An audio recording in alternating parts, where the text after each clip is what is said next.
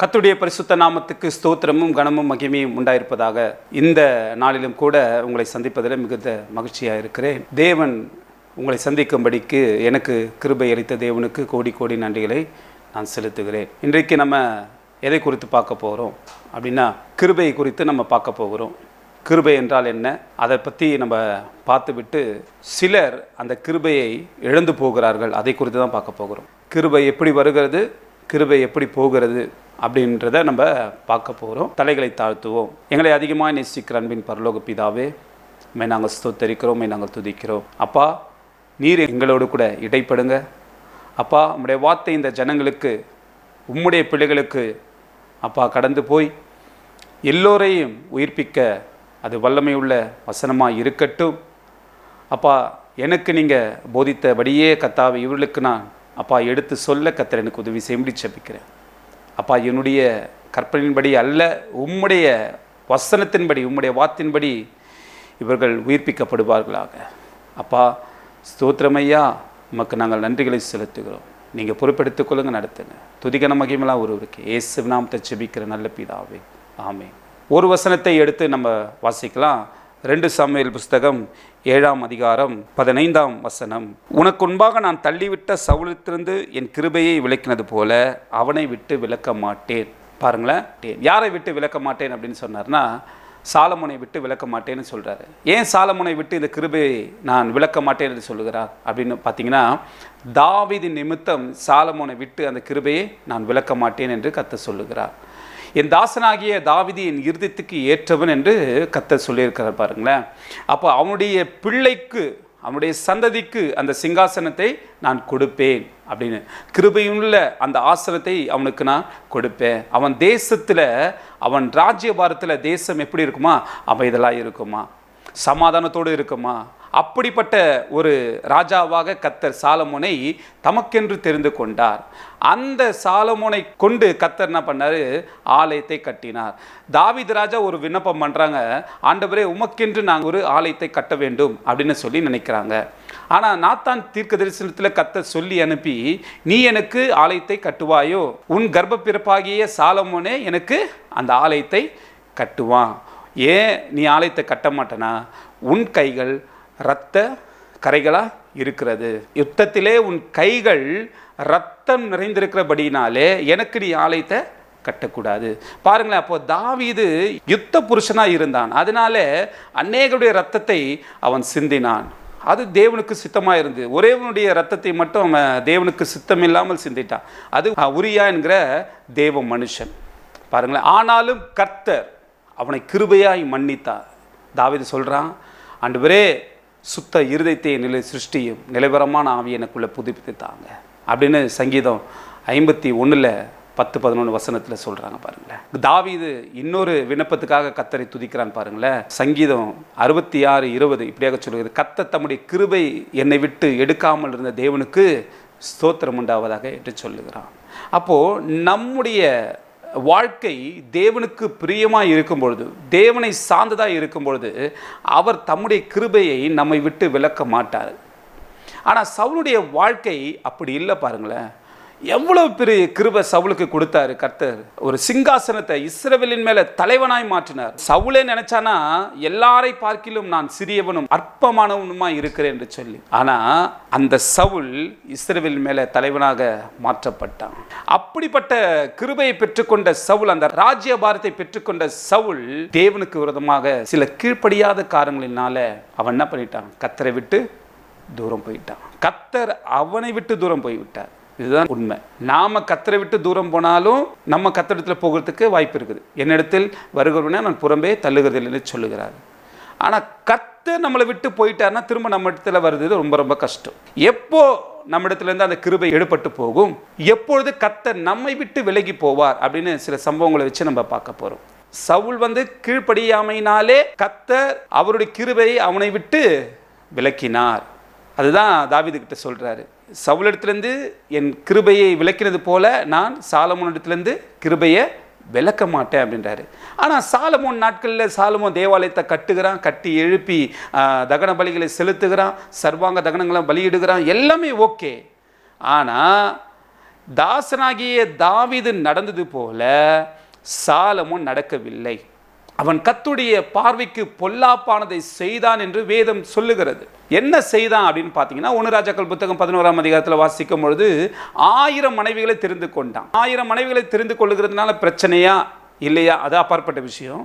ஆனால் என்னென்ன மனைவிகளை அவன் தெரிந்து கொண்டான்னு பார்த்தீங்கன்னா, யாருடைய மனைவிகளை தெரிந்து கொண்டான்னு பார்த்தீங்கன்னா, பார்வோன் குமாரத்தி, மோவாப் குமாரத்தி, அம்மோன் குமாரத்தி, இப்படி தேவன் அருவருக்கிற ஜனங்களிடத்திலிருந்து அவன் பெண்களை தெரிந்து கொண்டான். அது நிமித்தம் அந்த ஸ்திரீகள் தேவனை விட்டு வழி போகும்படிக்கு சாலமோனுடைய இருதயத்தை வழி போக பண்ணினார்கள். தேவனை விட்டு தூர போகும்படிக்கு சாலமோனுடைய இருதயத்தை அவர்கள் வழி போக பண்ணினார்கள். அப்பொழுது கர்த்தர் சொல்றார் பாருங்க, இனி ராஜ்யபாரம் உனக்கு நிலைக்காது. தாவீதுக்கு என்ன சொன்னாரு? என் கிருபையை அவனை விட்டு நான் விலக்க மாட்டேன்னு சொன்னாரு.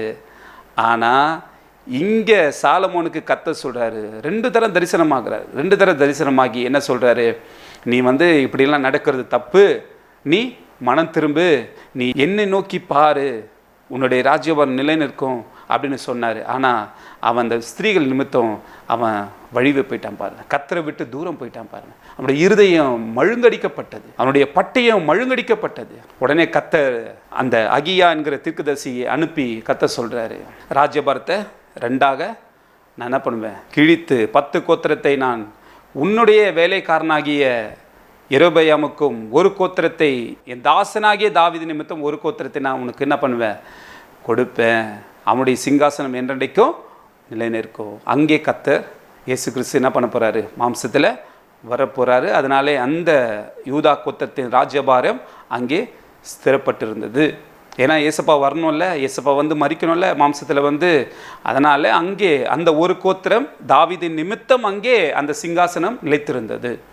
ஆனால் இந்த சாலமோன் கர்த்தருக்கு தூபம் காட்டின மனுஷன், கர்த்தருடைய ஆலயத்திலே ஜெபம் பண்ணி வேண்டுதல் செய்து ஜனங்களை ஆசீர்வதித்து கர்த்தருக்கு முன்பாக தூபம் காட்டின மனுஷன், அந்த ஆசாரியத்துவத்தை அவன் இழந்து போனான், அந்த கிருபையை அவன் இழந்து போனான். அப்போ அந்த சாலமோனுக்குள்ள ஒரு எண்ணம் வருகிறது. என்ன எண்ணம் அப்படின்னு சொன்னா, அந்த கிருபையை இழந்து போன அந்த சாலமோன் அந்த யெரொபெயாமை கொலை செய்ய வகை தேடுகிறான். பாருங்க, பாவத்து மேல பாவத்தை கூட்டிக் கொண்டே போகிறான்.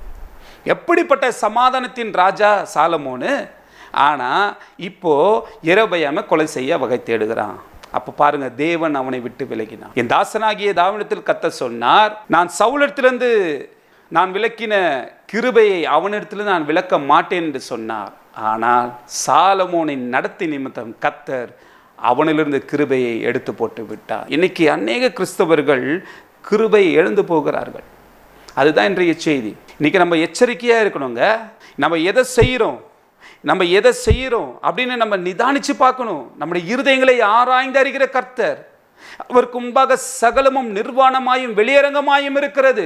அப்படின்னா நம்முடைய காரியங்களை ஆராய்ந்து பார்த்து, ஒருவேளை தேவனுக்கு அது பிரியமில்லை என்று சொன்னால், அருவருப்பு என்று சொன்னால், அதை விட்டு நாம் விலக வேண்டும் என்று கர்த்தர் நினைக்கிறார். அப்படி ஒரு உண்மையுள்ள சாட்சி உள்ள ஒரு வாழ்க்கையை வாழும்போது தான் கர்த்தர் தம்முடைய கிருபையை நம்மை விட்டு விலக்க மாட்டார். அன்றைக்கு இஸ்ரவேல் ஜனங்களிடத்தில் அதே பாவம், அதை விட கொடுமையான பாவம் இன்றைக்கு நம்ம மத்தியிலும் இருக்கிறது. என்ன அந்த பாவங்கள், அருவருப்புகள் அப்படின்னு சொன்னா, அவங்க என்ன பாவம் செஞ்சாங்க, அருவருப்பு செஞ்சாங்கன்னு சொன்னா, விக்கிரகங்கள், நரகலான விக்கிரகங்கள். எசேக்கியேல் 8ஆம் அதிகாரத்தில் 1லேருந்து நீங்க எடுத்து வாசிச்சு பார்த்தீங்கன்னா, என் இஸ்ரவேல் ஜனமாகிய இவர்கள் செய்கிற அருவருப்புகளை நீ கண்டாயோ அப்படின்னு கேட்கிறார் எசேக்கியேலை பார்த்து.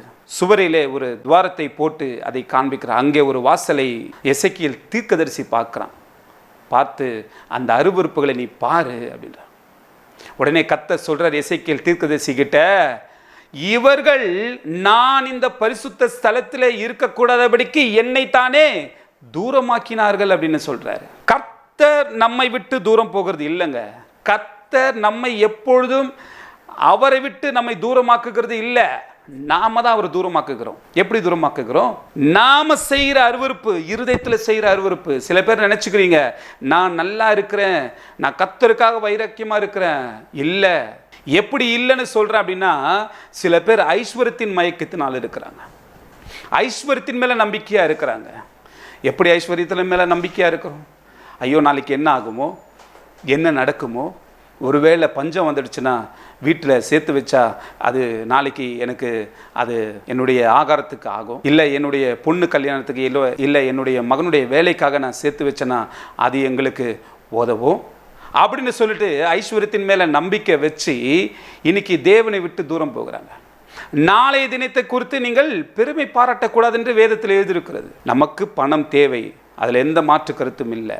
ஆனால் ஐஸ்வர்யத்தின் மேலே நம்பிக்கை உள்ளவர்களாக இருந்தால் அது இம்மையின் மேலே நம்பிக்கை உள்ளவர்களாக இருக்கிறதுக்கு சமம். இம்மையிலே கிறிஸ்துவின் மேல் நம்பிக்கை உள்ளவர்களாக இருந்தால் எல்லாரை பார்க்கிலும் பரிதபிக்கப்படத்தக்கவர்களாய் இருப்போம் என்று வேதம் சொல்லுகிறது. அப்போ இம்மையில் இருக்கிற இந்த உலகத்தின் மகிமை, இந்த உலகத்தின் ஐஸ்வர்யத்தின் மேலே நம்ம நம்பிக்கையாக இருக்கும் பொழுது கர்த்தர் நம்மை விட்டு தூரம் போயிடுவார். ஏன்னா நமக்கு யார் மேலே நம்பிக்கை இல்லை? கர்த்தர் மேலே நம்பிக்கை இல்லை. நமக்கு பணம் தேவைதான், உண்ணவும் உடுக்கவும் இருந்தால் அதுவே நமக்கு போதும் என்று எண்ண வேண்டும் என்று வேதம் சொல்லுகிறது. நமக்கு உண்ணவும் உடுக்கவும் கர்த்தர் கொடுத்திருக்கிறார். அதை என்று வேறு ஒன்றையும் தேடக்கூடாது என்று கர்த்தர் திடமா சொல்லியிருக்கிறார். அதை என்று வேறு ஒன்றையும் நம்ம தேடக்கூடாதுன்னு சொல்லிட்டு கர்த்தர் எச்சரித்திருக்கிறார். அப்போ உலகத்தில் அழிந்து போகிற, துருப்பிடித்து போகிற இந்த பொண்ணும் பொருளும் இதன் மேலே தான் நம்ம நம்பிக்கையாக இருக்கிறோம்.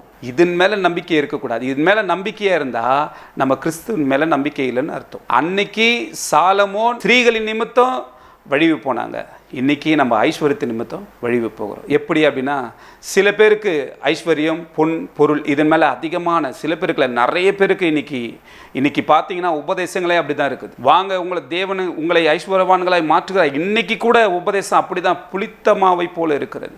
அப்படிப்பட்ட உபதேசங்களுக்கு உங்களை விலக்கி காத்து கொள்ளுங்கள், மாறுபாடான இந்த சந்ததியை விட்டு விலகி உங்களை காத்து கொள்ளுங்கள் என்று கர்த்தர் சொல்லுகிறார். அப்படி ஏசப்பா சொல்லி இருந்தோம், நம்ம அதை கடைப்பிடிக்காம இன்னும் இந்த பொண்ணு பொருள் உலகத்தில் அழிந்து போகிற மாயைக்கு ஒப்பாயிருக்கிற இந்த உலகத்தின் மேலே தான் நம்பிக்கையா இருக்கிறோம். உலகத்தை உண்டாக்கின தேவன் மேலே நம்பிக்கை இல்லாததுனால நாம் விக்கிரக ஆராதனைக்காரர்களாய் மாறிவிட்டோம். அப்போ நம்ம என்ன செய்யணும் அப்படின்னு சொன்னா, தேவன் பேரில் நம்பிக்கையா இருக்கும். ராஜாக்களை நம்புவதை பார்க்கிலும், ராஜா கிட்ட போனால் அரசாங்க வேலை கிடைக்கும், அந்த நம்பிக்கையை பார்க்கலாம். பிரபுக்கள் மேல் நம்பிக்கை வைப்பதை பார்க்கலாம். கர்த்தர் பேரில் பற்றுதலாக இருப்பதே நலம் என்று வேதம் சொல்லுகிறது. இந்த உலகத்தில் நமக்கு வேலைகள் தேவைதான், அதிகாரம் தேவைதான். ஆனாலும் அது தேவனால் உண்டாக வேண்டும். தேவன் அதை நமக்கு கொடுக்க வேண்டும். ஆனாலும் அந்த அதிகாரத்தை நம்ம துஷ்பிரயோகம் பண்ணக்கூடாது. அந்த அதிகாரத்தை துஷ்பிரயோகம் பண்ணக்கூடாது. அந்த அதிகாரத்துக்கு ஏற்றபடி, தேவனுக்கு ஏற்றபடி நாம் செய்ய வேண்டும். இன்னைக்கு அநேக அதிகாரிகள் லஞ்சம் வாங்குகிறார்கள். இன்னைக்கு அநேகர் ஜாதி என்கிற பிசாசை பிடித்து கொண்டு இருக்கிறார்கள்.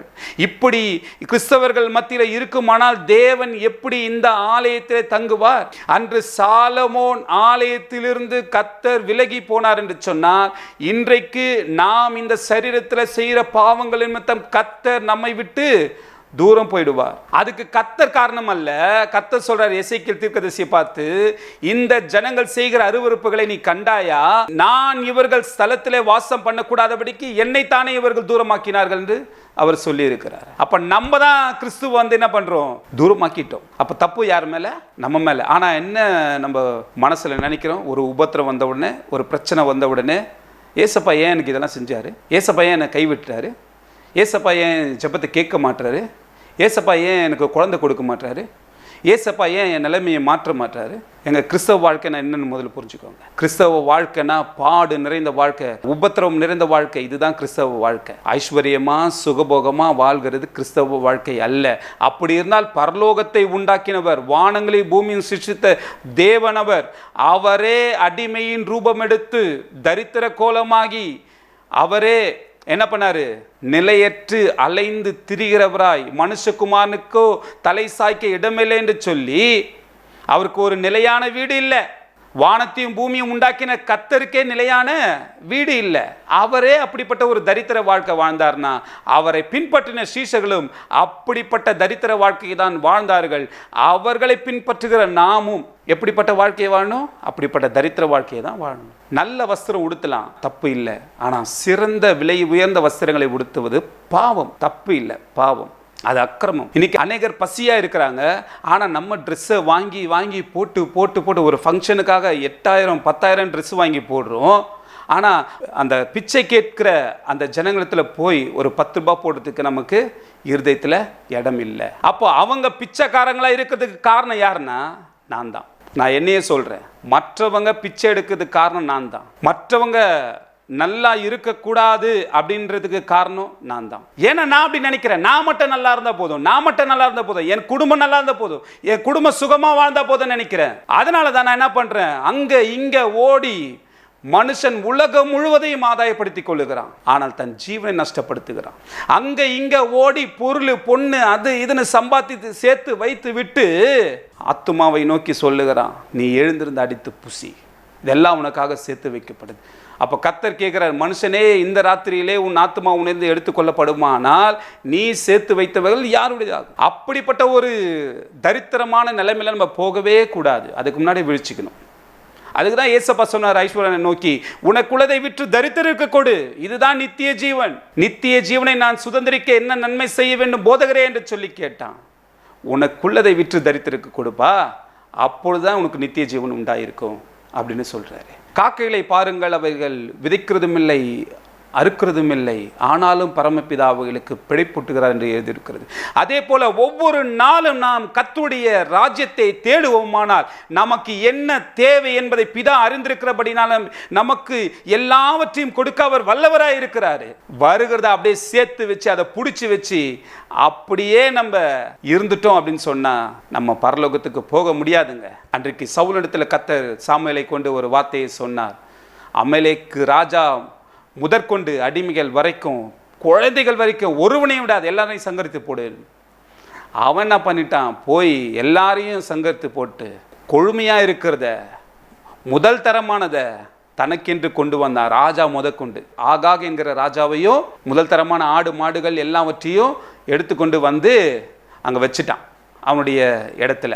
உடனே சாமுவேல் வந்து கேட்குறாரு, என்னப்பா என்ன பண்ண அப்படின்னா, இல்லை இந்த மாதிரி எல்லாத்தையும் கொண்டு போட்டுட்டேன். இல்லைப்பா, அந்த ஆடு மாடு சத்தனா என் காதில் விழுகுது அப்படின்னு சொன்ன உடனே, இல்லை அது தேவனுக்காக. என்ன தேவனுக்காக? கர்த்தருடைய வார்த்தைக்கு கீழ்ப்படுகிறதை பார்க்கிலும் சர்வாங்க தகனங்கள் அவருக்கு பிரியமாக இருக்குமோ, பலியிடுவதை பார்க்கிலும் கீழ்ப்படிதலும் ஆட்டு கடாக்களின் நினத்தை பார்க்கலும் செவி கொடுப்பதே உத்தமம். அப்போ நம்ம என்னதான் கர்த்தருக்கு பிரியமாக வாழ்ந்தாலும் நம்ம நினைக்கிறோம் நம்ம கர்த்தருக்கு பிரியமாக வாழ்றோம். ஆனால் கர்த்தருடைய சத்தத்துக்கு செவி கொடுத்து கீழ்ப்படுகிறோமா? அதுதான் காரியம். ஏன் சவுலை விட்டு கர்த்தர் தம்முடைய கிருபையை எடுத்து போட்டார்னா, அவன் எல்லாத்தையும் செஞ்சான், ஆனால் கர்த்தருடைய சத்தத்துக்கு கீழ்ப்படியில. எல்லாத்தையும் சங்கரித்து போட சொன்னான், ஆனால் என்ன பண்ணிட்டான், ராஜாவை விட்டுட்டான். சில முதல் தரமானதை அப்படியே கர்த்தருக்காக அடிக்க போகிறேன்னு விட்டுட்டான். அவர் என்ன சொன்னாரு, எல்லாத்தையும் சங்கரித்து போடு. அதே போல நமக்குள்ள இன்றைக்கும் சவலை போல ஒரு காரியங்கள் இருக்குது. என்ன காரியம் அப்படின்னு சொன்னா, கர்த்தர் உன் சரீரத்திலிருந்து உன் மாம்சத்திலிருந்து எல்லா பாவ அழுக்குகளை நீக்கி போடுன்றாரு. சில பேர் சீரியல் பிடிச்சிட்டு இருக்கிறோம், சில பேர் சினிமாவை பிடிச்சிட்டு இருக்கிறோம், சில பேர் சினிமா பாட்டு கேட்கறதையே அப்படியே வழக்கமாக வச்சுட்டு இருக்கிறோம், சில பேர் ஐஸ்வர்யத்தை பிடிச்சிட்டு இருக்கிறோம், சில பேர் என்னென்னமோ அவங்களுக்கு என்னென்ன வேண்டுமோ அதையெல்லாம் பிடிச்சிட்டு இருக்கிறோம். அதெல்லாம் எடுத்து போடுப்பா, முழுவதுமாக சங்கரித்து போடுப்பா அப்படின்னு சொன்னா, சரி நான் சினிமா விட்டுறேன், சில வேலைகளில் சினிமா பிடிச்சி சீரியலை விட்டுறேன். அப்போ ஒன்றை பிடிச்சிட்டு ஒன்றை விட்டுற. சவுல் அதுதான் பண்ணா. என்ன பண்ணிட்டா, எது நசல் பிடிது நொண்டியானது, எதெல்லாம் ரொம்ப எனக்கு பார்க்கறதுக்கு அருவருப்பாக இருக்குது அதெல்லாம் வெட்டி போடுறான்னா, எனக்கு பார்க்கறதுக்கு எதெல்லாம் நல்லதா இருக்குதோ அந்த ஆகாக் ராஜா எனக்கு வேணும் அப்படின்னு சொல்லிட்டு அந்த ஆகாக் ராஜா வச்சுட்டான். முதல் தரமான ஆடு மாடுகளை வச்சுட்டான். பாருங்க, கர்த்தர் கிருபையை விட்டு எடுத்துட்டாரு. ஜாக்கிரதையா இருக்கணும். இன்னைக்கு நம்ம இருதயத்தில் நம்ம நினைச்சிட்டு இருக்கிறோம், ஏசப்பா நம்மளை பார்க்கிறாரு, இருந்தாலும் சில வேளைகள் அந்த உணர்வு நமக்கு வரமாட்டேங்குது. ஏன்னா பரிசுத்த ஆவியானவர் இல்ல. அருவருப்புகள் உள்ள இருக்கும் பொழுது ஆவியானவர் தூரமா போயிடுவார். அப்படி இல்லாதனால பாவத்தையும் நீதியும் நியாய தீர்ப்பை குறித்து கண்டித்து உணர்த்துகிற தேவன் உன்னிடத்தில் இல்லாதபடினால எப்படி நீ பாவத்தை விட்டு மனம் திரும்புவ? அப்போ கிருபை எடுபட்டு போயிற்று. எப்பொழுது கிருபை எடுபட்டு போகும்? உன் மாம்சத்திலே இன்னும் நீ அருவருப்புகளை செய்வாயானால், உன் ஆத்துமாவிலே எண்ணங்களிலே அருவருப்புகளை நீ சிந்திப்பாயானால் நீ கிருபையை இழந்துடுவ. கிருபை எப்படி உள்ள வருது? தாசனாகிய தாவீது நிமித்தம், அதாவது இயேசு கிறிஸ்துவின் நிமித்தம் கிருபை உள்ளே வருகிறது. இயேசு கிறிஸ்து இல்லைன்னா மன்னிப்பே கிடையாதுங்க. கிருபைனா மன்னிப்பு, இயேசு கிறிஸ்து இல்லைன்னா மன்னிப்பே கிடையாது. அப்போ தாவீது நிமித்தம் கர்த்தர் என்ன பண்ணாரு? சாலமோனை ஆசீர்வதித்தார், சாலமோனுக்கு அந்த கிருபையை வைத்தார். அதே போல இயேசு கிறிஸ்து நிமித்தம் பிதாவாகிய தேவன் நமக்கு என்ன பண்றாரு? மன்னிப்பு என்கிற கிருபையை கொடுத்திருக்கிறார். அந்த கிருபையை ஒருபோதும் இழந்து போகாதபடிக்கு நாம் ஜாக்கிரதையா எச்சரிக்கையா இருக்க வேண்டும். கர்த்தர் மன்னிக்கிற வரைக்கும் தான் மன்னிப்பாரு. மன்னிக்கலனா கிருபை போச்சு. எப்பொழுது கிருபை போகனா, இப்படிப்பட்ட நரகலான விக்கிரகமான காரியங்கள் நமக்குள் இருக்குமானால், அதாவது உலகத்தையே நம்ம நம்பிக்கொண்டிருப்போமானால் நம்மை விட்டு கிருபை விலகி போகும். அது எப்படி போகும் என்று உனக்கும் தெரியாது, எனக்கும் தெரியாது. அது கர்த்தருக்கு மட்டும் தான் தெரியும். ஒருவேளை நல்ல ஆவிக்குரிய மனுஷன் அவன் நினைப்பான், என்ன நமக்கு ஒரு சமாதானமே இல்லை, ஓ கர்த்தர் நம்மை தூரமாக்கிட்டாரா, இல்லை நம்ம கர்த்தரை விட்டு தூரம் போயிட்டோமா. அப்போ நிதானித்து அறிஞ்சு தாவீது சொல்லுகிறான், ஆண்டவரே சுத்த இருதயத்தை என்னிலே சிருஷ்டியும், நிலைவரமான ஆவி எனக்குள்ள புதுப்பித்து தாங்க, தம்முடைய கிருபை என்னை விட்டு எடுத்து போடாதீங்க, என் ஜெபத்தை கேளுங்க அப்படின்னு சொல்கிறான்.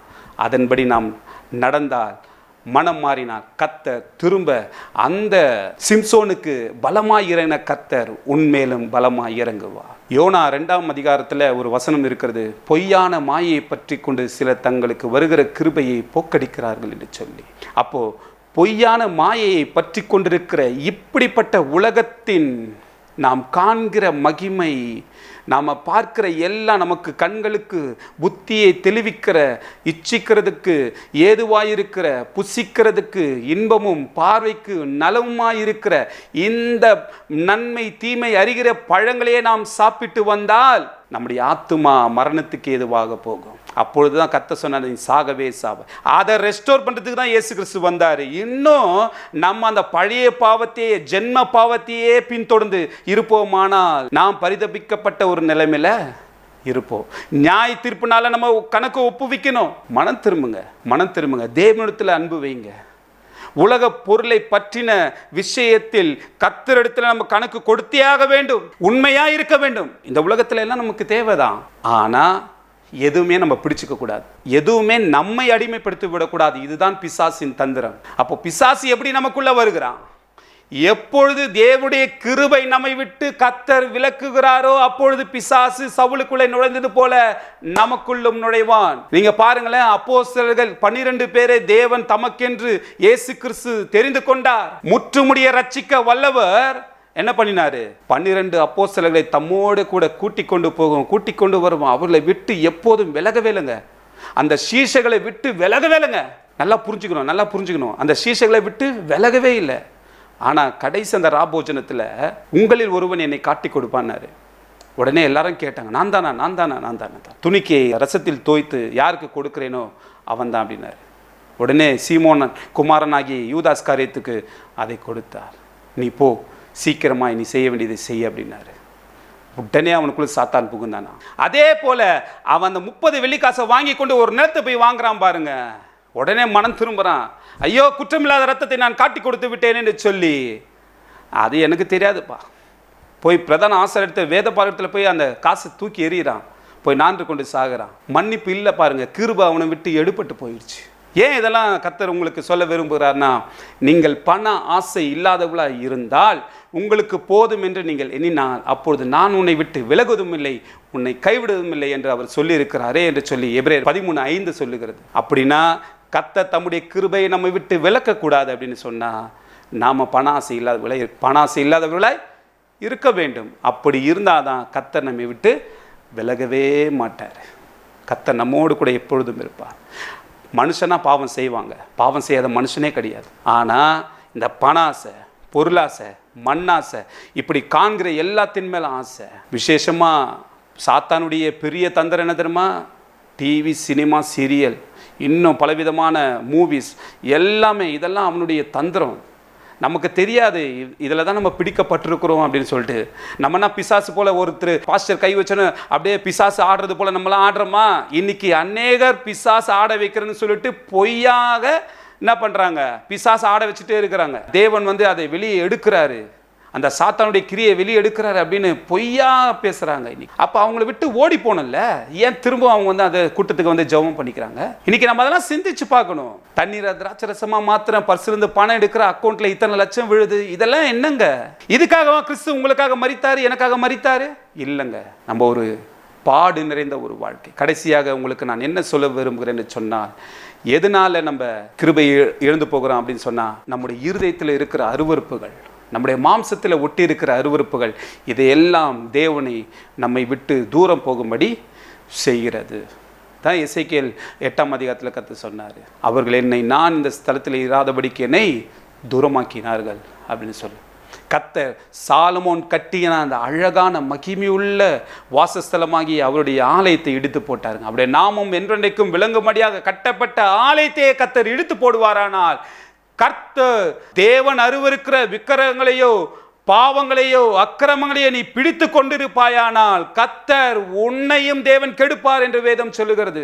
ஒருவன் தேவனுடைய ஆலயத்தை கெடுத்தால் தேவன் அவனை கெடுப்பார். இது உங்களுடைய சரீரம் அல்ல, இது கிறிஸ்துவின் அவயவங்கள், இது கிறிஸ்துவின் சரீரம். உங்கள் சரீரத்துக்கு நீங்கள் அதிகாரி அல்ல, கிறிஸ்துவே அதற்கு அதிகாரி என்பதை நினைத்துக் கொள்ளுங்கள். நினைத்து கொண்டு சிந்தித்து செயல்படுங்கள். எப்பொழுதும் என்றென்றைக்கும் இது நான் தங்கும் ஸ்தலம், இதை விரும்பினபடினால் இங்கே வாசம் பண்ணுவேன் என்று சொல்லி தாவீதுக்கு சொன்ன கர்த்தர் நம்மிடத்திலும் வாசம் பண்ணி இருக்கிறாருங்க. நம்ம அவரை தூரப்படுத்திடக்கூடாதுங்க. ஒரு சூதக ஸ்திரீ எப்படி வீட்டுக்கு தூரமாக இருக்கிறான், ஒரு குஷ்டரோகி எப்படி பாளையத்துக்கு புறம்பே தள்ளப்படுகிறான், அவன் குஷ்டரோகம் நீங்கின பிறகுதான் அவன் உள்ள வரணும். அதே போல இன்னைக்கு அருவருப்பா எண்ணப்படுகிற பாவங்கள் நமக்குள்ள இருக்கும் பொழுது தேவன் அவரை விட்டு நம்மை தூரப்படுத்துகிறார். நல்லா புரிஞ்சுக்கோங்க, இதெல்லாம் நம்மளுக்கு நிழலாக கொடுக்கப்பட்ட காரியம். ஒருத்தன் கண்ணு தெரியலனா எப்படி தேவனுடைய வசனத்தை பார்க்க முடியும்? ஒருத்தன் காது கேட்கலனா எப்படி தேவனுடைய வசனத்தை கேட்க முடியும்? ஒருத்தனால நடக்க முடியல, முடவனா இருக்கிறானா எப்படி காலால நடந்து அவன் போய் சுவிசேஷத்தை சொல்ல முடியும், தேவனுடைய ஊழியத்தை செய்ய முடியும்? ஒருத்தனுக்கு கை முடக்கப்பட்டிருக்கிறது, நீட்ட முடியல, அந்த கையை மறுக்கை போல சொஸ்தமாக்கினாரே, அப்படி கை முடக்கி இருந்தா எப்படி தேவனுடைய வேலையை செய்ய முடியும்? இதற்காக அது நிழலாக செய்யப்பட்டதுங்க. இன்னைக்கு அநேகர் கண்கள் இருந்தும் குருடராக இருக்கிறார்கள், காதுகள் இருந்தும் செவிடர்களாக இருக்கிறார்கள். இருதயத்தில் உணராமலும் குணப்படாமலும் ஆரோக்கியமாக்காமலும் இருக்கும்படிக்கு அவர்கள் தேவனை விட்டு தூர போயிருக்கிறார்கள். எச்சரிக்கையா இருங்க. மனம் திரும்ப இன்னும் கொஞ்ச காலம்தான் இருக்குது. அவர் வருகை அதி சீக்கிரமா இருக்குது. உலகத்தானே சொல்றாங்க அப்படி வருகை அதி சீக்கிரமா இருக்குது. ஆனா நம்ம நிர்விசாரமா இருக்கிறோம். அவர் எப்போ வரட்டும், மணவாளன் எப்போ வரட்டும். ஒரு மணவாட்டி மணவாளன் எப்பொழுது வருவார் வருவார் வருவார் என்று காத்திருக்கிறதா அந்த மணவாட்டியுடைய சந்தோஷமே. ஒரு கல்யாணம் பண்ண போறோம், அந்த புருஷனுக்காக அந்த ஸ்திரீயானவள் காத்து கொண்டே இருப்பாள், அதுதாங்க சந்தோஷம். அந்த சந்தோஷம் நமக்குள்ள இருக்கணுங்க. அதுதான் தேவன் நம்மிடத்தில் எதிர்பார்க்கிறார். அதான் சொல்ற, உத்தமியே, மணவாளியே, ரூபவதியே, என் பிரியமே, நீ எனக்கு கதவை திற என்று சொல்லுகிறார். ஆனால் இன்னைக்கு நம்முடைய இருதய கதவை பூட்டி கொண்டு தேவனுக்கு நம்மை அடைத்திருக்கிறோம். என்னாகுது? கடைசியில் கிருபை நம்மை விட்டு விலகி போகிறது. எனக்கு ஒரு ஊழியக்காரனை கர்த்தர் சொப்பனத்தில் காண்பித்தா. அவர் கேட்குறாரு, உன்னிடத்துல இருந்ததப்பா, அது எனக்கு கொஞ்சம் தாங்க அப்படின்னு கேட்குறாரு. இல்லையே, அது அப்பயே போயிடுச்சே. இப்போ கர்த்தர் உணர்த்தினார், கிருபை அவரை விட்டு விலகி போயிட்டு. இன்னைக்கு அநேகர் அப்படி தாங்க இருக்கிறாங்க. ஊழியக்காரனுக்கே அந்த நிலைமைங்க. ஊழியக்காரனுக்கே கிருபை எடுபட்டு போகிற நிலைமை. அவர் நினைச்சிட்டு இருக்கிறாரு, நான் நல்லா தான் இருக்கேன், நல்லா ஊழியம் பண்றேன், நல்லா பிசாசு என்ன கண்டா நடுங்குதுன்னு. பிசாசு ஆவிகள் உங்களுக்கு கீழ்ப்படுகிறதை பார்க்கல, உங்கள் நாமங்கள் ஜீவ புஸ்தகத்தில் எழுதப்பட்டிருக்கிறதை குறித்து சந்தோஷப்படுங்க என்று வேதத்தில் அவர் சொல்லி இருக்கிறார். அதனால பிசாசு எனக்கு கீழ்ப்படுகிறதுனால அல்ல, பிசாசின் கிரியைகள் எனக்குள்ள இல்லாதபடினால ஜீவ புஸ்தகத்தில் நாமம் எழுதப்பட்டிருக்குது. அதுக்காக நான் கர்த்தரை ஸ்தோத்திரம் பண்ணுகிறேன் என்று சொல்லி அவருடைய நாமத்தை பற்றி கொண்டிருப்போமானால் கிருபை நம்மை விட்டு ஒருபோதும் விலகாது. மற்றவர்களுக்கு மன்னியுங்கள், உங்களுக்கு பரமபிதா மன்னிப்பார். உங்கள் தப்பிதங்களையும் உங்கள் குற்றங்களையும் உங்கள் பாவங்களையும் பரமபிதா மன்னிப்பார். கிருபை உங்களை விட்டு விலகாது. பொய்யான மாயை பற்றி கொண்டு இருக்காதீர்கள். கர்த்தர் அப்பொழுது உங்களை விட்டு தம்முடைய கிருபையை விலக்காமல் இருப்பார். அவர் முற்றுமுடிய ரட்சிக்க வல்லவர். அவர் விசுவாசத்தை துவக்கினவர், முடிக்கிறவர் அவர்தான். அவர் நமக்கு நியமித்திருக்கிற ஓட்டத்தை பொறுமையோடு காத்து கொண்டு அதை ஓடுவோமானால் நீதியின் கிரீடம் நமக்காக வைக்கப்பட்டிருக்கிறது. நல்ல போராட்டத்தை போராடுங்க. கடைசியாக நான் சொல்ல விரும்புகிறது என்னன்னா, ஒரு சுவிசேஷம் சொல்லணும், சத்தியத்தை நிமித்தம் பாட அனுபவிக்கணும், உபத்திரவம் அனுபவிக்கணும்.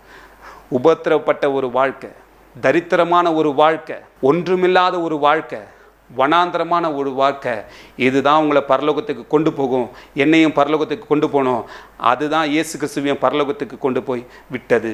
அதே போல் நாமும் இயேசு கிறிஸ்துவை போல, அப்போஸ்தலனாகிய பவுலை போல, சீமோனாகிய பேதுருவை போல நாமும் அப்படிப்பட்ட ஒரு தரித்திரமான ஒரு வாழ்க்கையை குப்பையும் நஷ்டம் என்று எண்ணினோமானால், மாம்சத்தின் அதன் ஆசை இச்சைகளையும் சிலுவையில் அறைந்து தேவனோடு கூட நம்முடைய சிலுவையை எடுத்துக்கொண்டு போவோமானால் நாம் கர்த்தருடைய கிருபை பெற்றவர்களாய் அவருடைய நித்திய வீட்டிலே ஏற்றுக்கொள்வார் உண்டாகும்படிக்கு சந்தோஷமான ஒரு வாழ்க்கையை நாம் வாழ்வோம். பரலோகத்தில் தூதர்களும் இயேசு கிறிஸ்துவும் நம்மை வரவேற்பார்கள்.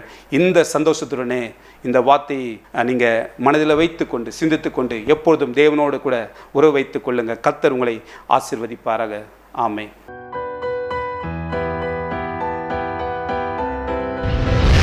கர்த்தர் உங்களை ஆசீர்வதிப்பாராக.